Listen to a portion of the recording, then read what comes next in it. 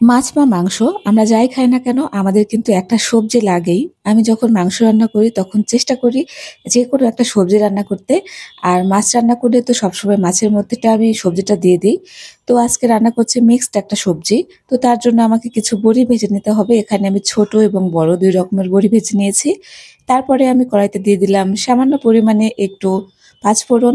তো পাঁচফোড়নটা ভালো করে পুড়িয়ে তারপরে আমি দিয়ে দিলাম আলু, বেগুন, তারপরে সিম, তার কুচি, কুচি করে কাটা মূলা, তারপরে দিয়ে দিলাম সামান্য পরিমাণে লবণ আর হলুদ। এবারে এটাকে বেশ কিছুক্ষণ ভেজে নিতে হবে। যতক্ষণ না পর্যন্ত ভাজা, ভাজা হচ্ছে ততক্ষণে আমি আরেকটা কাজ করি। ও আর হ্যাঁ, এখানে মসলা বলতে আমি কোনো মসলাই দিব না। শুধুমাত্র একটু আদা বাটা, জিরে বাটা। যদি কেউ মনে করেন এটাকেও দিব না তাহলেও কোনো সমস্যা নেই। আসলে এই তরকারিটা কিন্তু একদমই সিম্পল রান্না করলে বেশি ভালো লাগে। আর তেল যেটা দিয়েছিলাম সেটাই আমি দিয়েছি। তারপরে আমি আর কোনো তেলও ব্যবহার করিনি। আর এখানে আমি কিছু কাঁচামরিচ দিয়ে দিলাম। এই ধরনের সবজিতে বিশেষ করে মিক্সড যে সবজিগুলো সেগুলোতে শুকনো মরিচ বা শুকনো মরিচের গুঁড়ো একদমই বেমানান। এটা দিলে কিন্তু তরকারির স্বাদটা নষ্ট হয়ে যায়। তো আমার এটা ভাজা হয়ে গেছে। এই অবস্থায় আমি দিয়ে দিলাম পালং শাক। আর এখানে আমি প্রায় অনেকটা পরিমাণে পালং শাক দিলাম। কারণ পালং শাকের সাথে এই কম্বিনেশনটা কিন্তু দারুণ লাগে এই তরকারির। তো পালং শাকটাকেও আমি একটু তো পালং শাকটা দেওয়ার পরে আমি কিছুক্ষণ অপেক্ষা করার পর এবারে একটু জল দিয়ে দিলাম।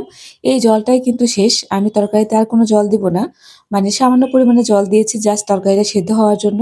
আর এই যে ভেজে রেখেছিলাম বড়িগুলো, ছোট বড়ি, বড় বড়ি সবই আমি দিয়েছি। তো এগুলো আমি দিয়ে এবারে একটু ঢাকনা দিয়ে ঢেকে দেব। আমি সর্বোচ্চ ৯ থেকে ১০ মিনিটের মতো আমি এটা রান্না করেছি। আর তারপর কিন্তু আমার সবজিটা একদম রেডি হয়ে গেছে। এই তো এবারে গরম, গরম এটাকে সার্ভ করতে হবে। এটা ভাত, রুটি বা পরোটার সাথে কিন্তু দারুণ লাগে সকালবেলা খেতে। আর যেহেতু আমি দুপুরে রান্না করছি তো আমার এটা কিন্তু গরম ভাতের সাথে খুব মজা হয়েছিল খেতে। আর এই তরকারিটার সাথে আমি রান্না করেছিলাম একটু মাংস। মানে মাংসর সাথে আমার যেকোনো সবজি বা ডাল খুব ভালো লাগে। অন্যান্য ভাজির থেকে দেখা যাচ্ছে সবজির সাথে মাংস এটা একটু বেস্ট কম্বিনেশন আমার মনে হয়। তো সবাই ভালো থাকবেন। আর এই তো আমার মাংস। তো ভালো থাকবেন সবাই।